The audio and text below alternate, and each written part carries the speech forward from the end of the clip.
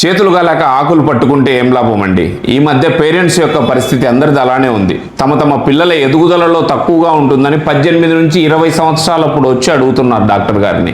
ఆ పాటికి వాళ్ళ లాంగ్ బోన్స్లో ఉండే గ్రోత్ ప్లేట్ అనేది ఫ్యూజన్ అయిపోయి ఇంకా ఎదుగుదలకు లేకుండా ఆగిపోతుంది. ఎప్పుడైనా ఎదుగుదల అనేది 80% జెనెటిక్స్ పైన, మిగతాది వాళ్ళు తీసుకునే న్యూట్రిషన్ పైన and then hormones, growth hormone పైన, లాస్ట్లో స్లీప్ పైన ఆధారపడి ఉంటుంది. వీటిని మనం పెద్దగా మార్చడానికి ఏం పెద్దగా కుదరకపోవచ్చు.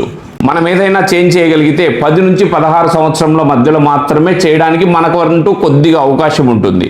అది దేంట్లో అంటే మన మెడిసిన్స్ ఆయుర్వేదిక్లో అశ్వగంధ కానీ, టర్మరిక్ పసుపు కానీ, అలాగే స్వర్ణబిందు ప్రాశన రెగ్యులర్గా వాడడం వల్ల కానీ ఉపయోగం ఉండవచ్చు.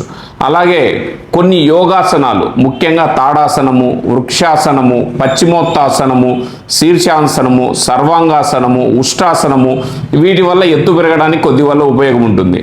అలాగే కొన్ని ఎక్సర్సైజ్ పుల్అప్స్ కానీ అండ్ దెన్ స్కిప్పింగ్ కానీ ఉపయోగం ఉంటుంది. ఇవన్నీ పేరెంట్స్ కరెక్ట్ టైంలో గమనిస్తే మనం పిల్లలకి మేలు చేసిన వాళ్ళు అవుతాం. మీకు ఒక చిన్న ఎగ్జాంపుల్, నా కొడుకు కూతురు మీకు ఫోటోలలో చూపిస్తాను. నాతో కంపేర్ చేసుకుంటే నా కొడుకు హైట్ ఉంటాడు, వాళ్ళ అమ్మతో కంపేర్ చేసుకుంటే నా కూతురు హైట్గా ఉంటుంది.